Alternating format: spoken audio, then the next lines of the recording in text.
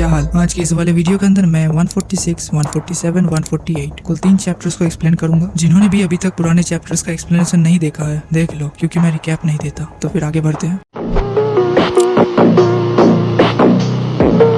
हमें संग ही को दिखाया जाता है जो किम से पूछ रहा होता है कि उसने अभी क्या कहा और वो कहाँ जा रहा है। इसके रिप्लाई में किम कहता है कि वो पेरेंट टीचर मीटिंग में जा रहा है। इसके बाद तभी संग ही की हालत थोड़ी सी खराब होने लगती है और कुछ देर ब्रीथ करने के बाद वो फिर से ठीक हो जाता है। सडनली मुझे वो दिन याद आ गया जो मेरे लिए एक नाइटमेयर के समान है। इसके बाद हमें संग ही का फ्लैशबैक दिखाया जाता है और वो नरेशन करते हुए कहने लगता है, उस दिन मेरी वाइफ पेरेंट टीचर मीटिंग में गई थी। घर आने के बाद कहने लगी उससे अपनी बेटी को अब्रॉड पढ़ने भेजना है। उन दिनों अब्रॉड पढ़ने भेजना एक ट्रेंड की तरह था। ये चीज मैं भी जानता था। फॉरेन कंट्री में एजुकेशन का लेवल बहुत ज्यादा हायर होता है और वो चाहती थी कि मैं इस चीज को सपोर्ट करूं। इसके बाद वह प्रेजेंट में दिखाया जाता है जहाँ पे संग ही की हालत खराब हो जाती है उस मेमोरी रिकॉल के कारण। और शांत होने के बाद वो किम को एक एडवाइस देता है, किम ये एक चीज याद रख लेना, जब तुम अपनी फैमिली के लिए एक एटीएम मशीन बनने के लिए तैयार हो जाती हो, वहाँ से तुम्हारे बच्चे तुम्हें फादर फिगर की तरह नहीं देखते हैं। वो तुम्हें एक मशीन की तरह देखते हैं जो सिर्फ पैसा प्रोवाइड करता है, उससे ज्यादा और कुछ नहीं। इसके रिप्लाई में किम कहता है, थैंक्स फॉर द एडवाइस,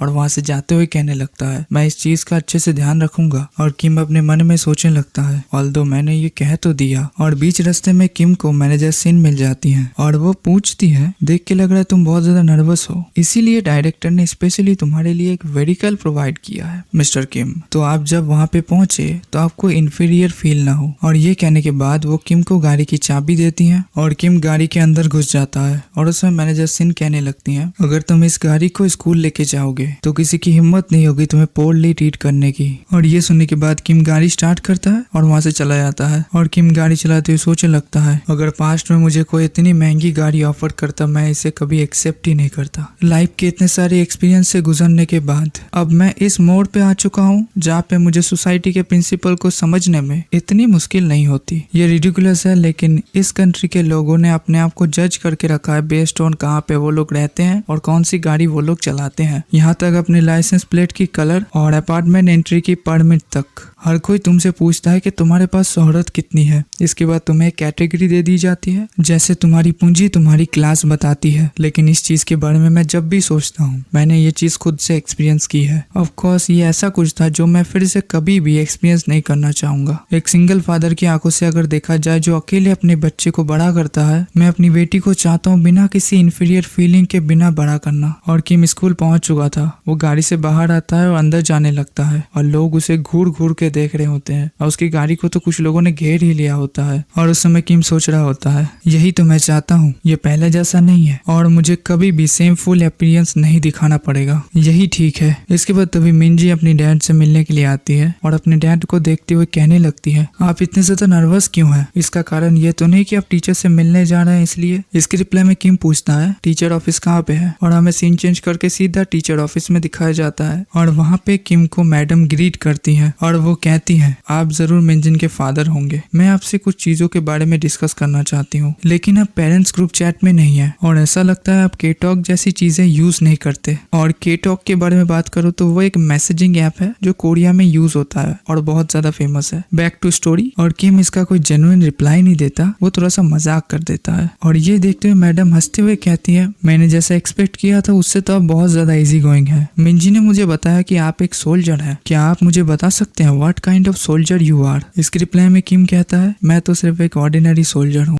कैसा लगा मेरा मजाक? क्या आप एक डिप्लॉयड सोल्जर हो? इसके रिप्लाई में किम कहता है, हाँ वैसा ही कुछ। इसके बाद वो पूछती हैं, इससे पहले कभी भी आप वॉर जोन में गए हो? इसके रिप्लाई में किम कहता है, हाँ मैंने वैसा ही कुछ किया था। इसके बाद वो कहती है, नो वे, आपने कभी गन फायर किया है? इसके रिप्लाई में किम कहता है, हाँ लास्ट वीक। और इससे पहले किम और कुछ बोल पाता मिंजी उसके मुंह को बंद कर देती है। किम को रिस्क करने को भी नहीं मिला।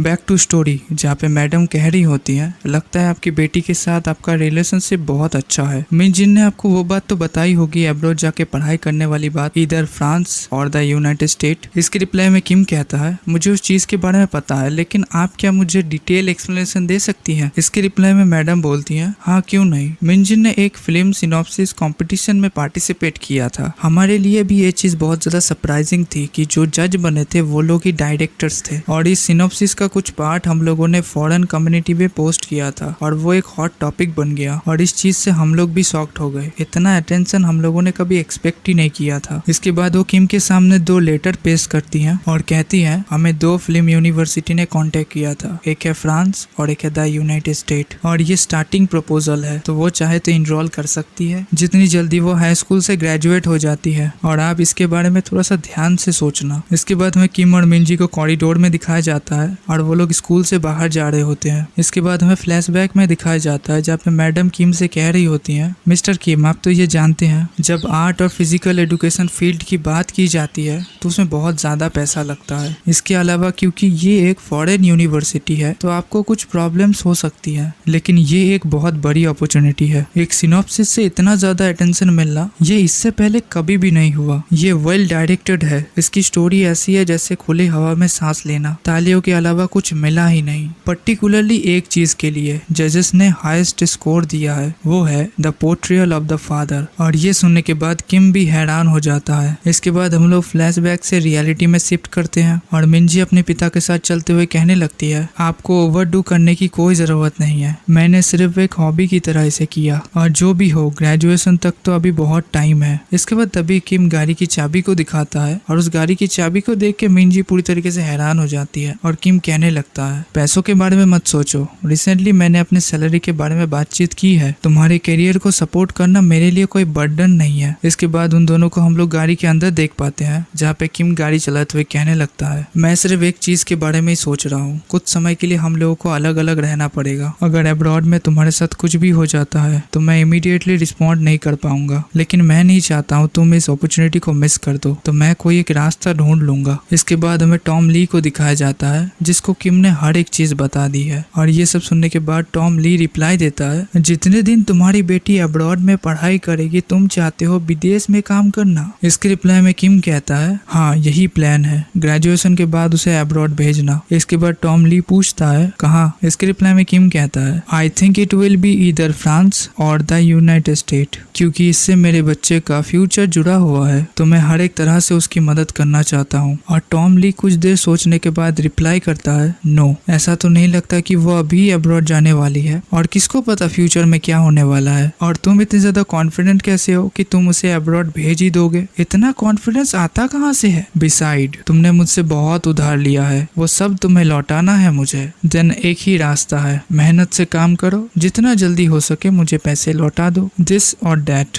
हर काम को अपने हाथ में लेके इतनी जल्दबाजी मत करो। वो चीज जितनी भी गंदी या फिर टफ हो, वो अगर ज्यादा पैसा बना के दे रही है तो उसे अपना लो फॉर योर डॉटर। इसके रिप्लाई में किम कहता है, मैं समझ गया, गिव मी ए मिशन, मैं बिना किसी झिझक के कोई भी मिशन कंप्लीट कर दूंगा। और ये सुनने के बाद टॉम ली हंसते हुए कहता है, लगता है हमारे मैनेजर किम तैयार हो चुके हैं, देखते हैं तुम कितने ज्यादा डिटरमाइंड हो। इसके बाद तभी किम को मिशंस की डिटेल्स दी जाती हैं। इसके बाद टॉम ली कहने लगता है, अगर तुम सिर्फ पैसों के लिए काम करना चाहते हो जिससे तुम एक डट्टी ओल्ड मैन तक बन जाओ। इसके बाद किम मिशंस की डिटेल्स वगैरह पढ़ता है और कहता है, ये क्या है? और टॉम ली अपने मन में सोचने लगता है, मैनेजर किम इतना तो आसान नहीं है, लाइफ तो ऐसी ही होती है, चीजें हर समय तुम्हारी प्लान की तरह चलेंगी ऐसा तो नहीं हो सकता। और किम कहने लगता है, कोई भी सिचुएशन हो तुम कैसे मुझे ऐसा मिशन दे सकते हो? तुम चाहते हो मैं किसी को किडनैप करूं?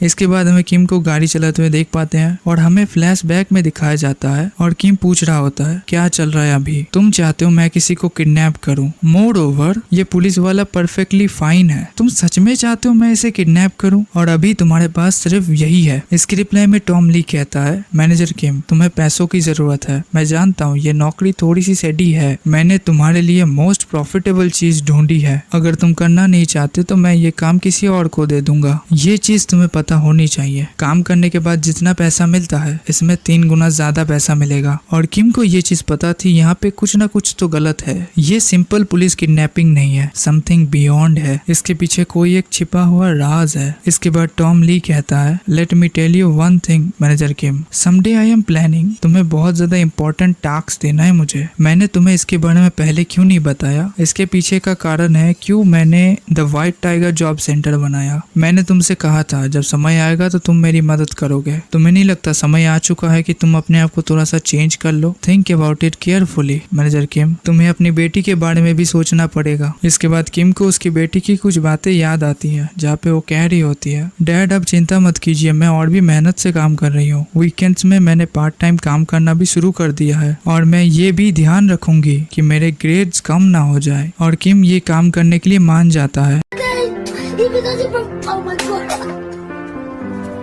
और पूछता है कि उसे कहां से शुरुआत करनी है। फ्लैशबैक टू रियलिटी जहाँ पे किम गाड़ी चलाते हुए हमें टारगेट के बारे में कुछ डिटेल्स वगैरह बताता है। उसका नाम है होंग जिन। उसने ग्रेजुएट किया है गैंगडॉन के एक रेगुलर हाई स्कूल से। उसने अपने करियर को स्टार्ट किया as a police officer through the 7th grade recruitment. एक स्पेशल नोट है, उसे एक अनप्रिडिक्टेड रैपिड और स्पीडी प्रमोशन मिल गया और उसका करंट रैंक है चीफ इंस्पेक्टर। करंटली वो नेशनल पुलिस एजेंसी में काम करता है और सबसे ज्यादा पसंद करने वाला candidate for the youngest promotion to the rank of senior supervisor. और उसके आसपास जितने भी लोग रहते हैं वो उससे बहुत ज्यादा जेलस है। वो एसएस में भी एस है। उसने हर किसी का अटेंशन ग्रैब कर लिया है सिर्फ अपने स्किल्स के बलबूते पे। क्या इसका यही मतलब है? इसके बाद सीन चेंज करके हमें होंग जिन को दिखाया जाता है उसके हेडक्वार्टर में, जहाँ पे उसके कॉलीग्स उसे कॉन्ग्रेट्स कर रहे होते हैं उसके प्रमोशन के लिए, क्योंकि वो टीम लीडर बन गया। इसके बाद होंग जिन को 2 लड़कियां अप्रोच करती है उनके साथ डिनर करने के लिए, लेकिन होंग जिन इसके रिप्लाई में कहता है वो उन लोगों से माफी मांगता है क्योंकि उसने पहले ही डिनर कर लिया है, लेकिन वो अगली बार जरूर उन लोगों के साथ खाएगा। ठीक है, फिर अगली बार मिलते हैं, अभी मैं थोड़ा सा बिजी हूँ।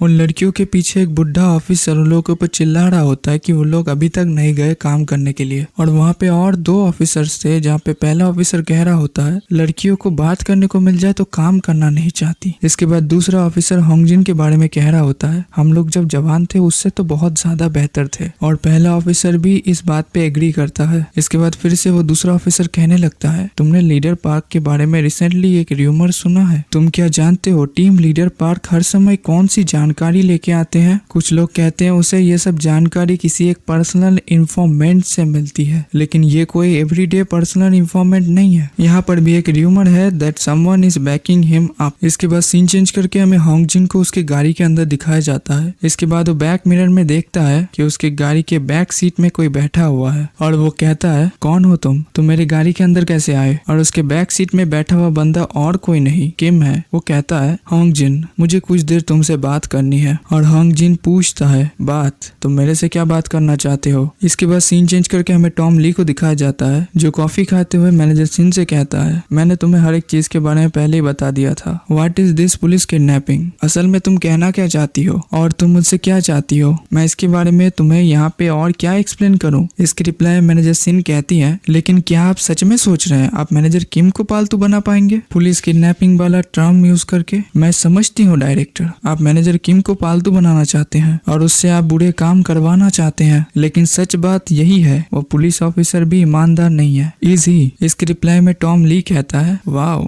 मैनेजर सिन आप तो छोटी मोटी चीजों पे भी चिंता करती हैं। ये kidnapping mission itself would not be difficult that because manager Kim has class, just wait and see. इसके बाद टॉम ली अपने मन में सोचने लगता है हर एक चीज के लिए मेरा खुद का एक रीजन होता है, इसलिए मैं इसे ऐसे कर रहा हूँ। इसके बाद सीन चेंज करके हमें होंगजिन को दिखाया जाता है जो किम से कह रहा होता है मुझे माफ करना लेकिन मैं तुमसे कुछ भी डिस्कस करना नहीं चाहता। और वो अपने गन को निकालने ही वाला होता है कि तभी किम उसके गर्दन को पकड़ता है और उसे चोक करने लगता है और कुछ देर चोक करने के बाद वो बेहोश हो जाता है। इसके बाद किम फोन करके बोलता है कि उसने टारगेट तो सिक्योर कर लिया है, लेकिन उसे ले जाना कहाँ पे है, और उसे लोकेशन दिया जाता है जो है गैंग 1-2। इसके बाद सीन चेंज करके हमें 2 लड़कियों को दिखाया जाता है और वो लोग गैंग 1-2 में घूमने के लिए आई हैं और उनके साथ मिनजी भी है, जहाँ पे पहली लड़की का नाम है योजंग जो 20 साल की है और सेकंड लड़की का नाम है जियोना, वो भी 20 साल की है। और वो मिनजी से पूछ रही होती है क्या उसे अपने डैड से परमिशन मिला।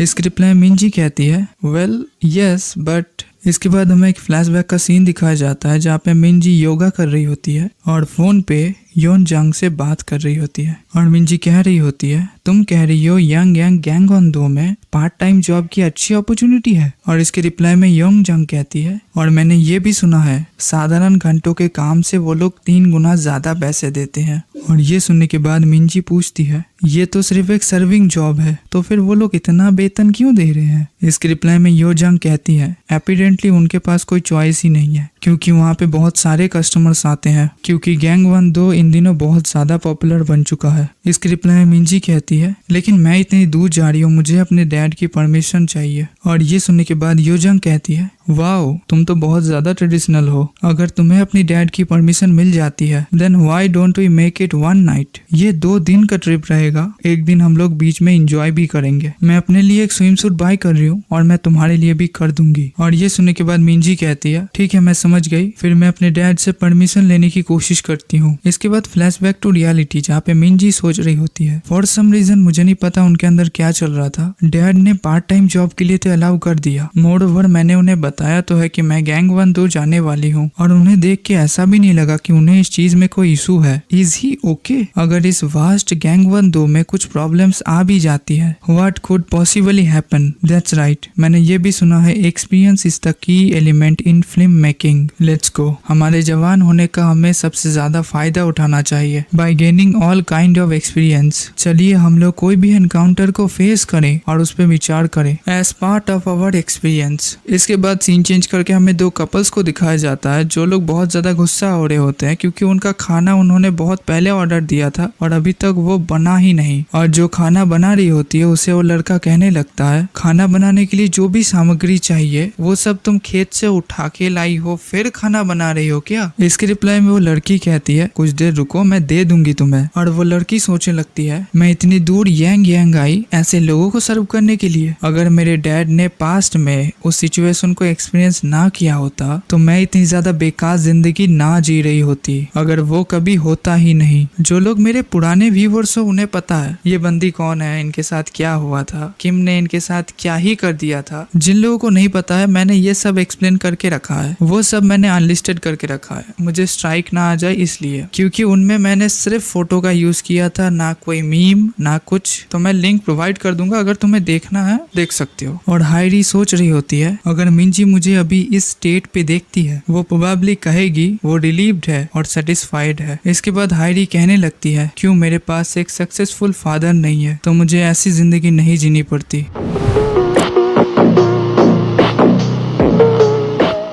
इसके बाद सीन चेंज करके हमें मिंजी को दिखाया जाता है जो फोन पे अपने डैड को मैसेज कर रही होती है। उसे बहुत ज्यादा स्ट्रेंज फील हो रहा होता है क्योंकि उसने अचानक से कह दिया कि वो गैंग 1-2 में है और किम इस चीज से बहुत इजीली एग्री कर गया और मिंजी ने ये चीज एक्सपेक्ट नहीं की थी और वो लोग ऑलमोस्ट बीच के पास पहुंच चुके हैं। इसके बाद तभी योजंग मिंजी से पूछती है क्या तुम इससे पहले गैंग 1-2 में आई हो। इसके रिप्लाई मिंजी कहती है वो बहुत बार आई है जब वो बच्ची थी। इसके बाद योजंग कहती है लोग कहते हैं कि अभी गैंग 1-2 बहुत ज्यादा अमेजिंग है और वो लोग बीच पे पहुंच चुके हैं जहाँ पे बहुत ज्यादा लोग हैं। इसके बाद तभी योजंग मिंजी को स्विम सूट देती है जो उसने खरीदा है उसके लिए और स्विम सूट को देखते हुए मिंजी कहने लगती है तुम चाहती हो मैं इसे पहनूं but what should I do. मैंने तो अपना स्विम सूट खरीद लिया है और उन लोगों ने अपना अपना स्विम सूट पहन लिया है। और मिंजी के स्विम सूट को देख के वो लोग हैरान है और मिंजी कहने लगती है मेरे पास इतना कॉन्फिडेंस नहीं है मेरे फिगर के ऊपर आप लोगों के जैसे, so I am just going to wear a rash guard. इसके बाद योजंग पूछने लगती है है, तुम्हें घुटन नहीं लग रही? इसके रिप्लाई मिंजी कहती है, वेल घुटन तो लग रही है, इट्स फाइन, वैसे भी तो हम लोग समुद्र में जाके डुबकी लगाने वाले हैं, तो क्या फर्क पड़ता है? इसके रिप्लाई में योजंग कहती है, लेकिन हम लोग ठीक नहीं है। और वो लोग उसे पकड़ते हैं और जो जबरदस्ती वो वाला स्विम सूट पहनाते हैं। और वो वाला स्विम सूट पहनने के बाद मिंजी कहने लगती है, तुम लोग चाहते हो ये पहन के मैं घूमूं? ये बहुत ज्यादा एम्बैरेसिंग है। और ये सुनने के बाद योजंग उसके सामने जाती है और कहती है, चिंता क्यों करती हो? और ये बोलने के बाद वो दोनों उसे उठाती हैं और सीधा पानी में फेंकती हैं। इसके बाद वो तीनों पानी के अंदर मजा करने लगते हैं, जहाँ पे पीछे हमें एक बंदे को दिखाया जाता है जो उन लोगों के ऊपर नजर रख रहा था। और वो हाथ छोड़ते हुए कहता है, मुझे क्यों इन लोगों का पीछा करना पड़ रहा है गैंग 1-2 तक,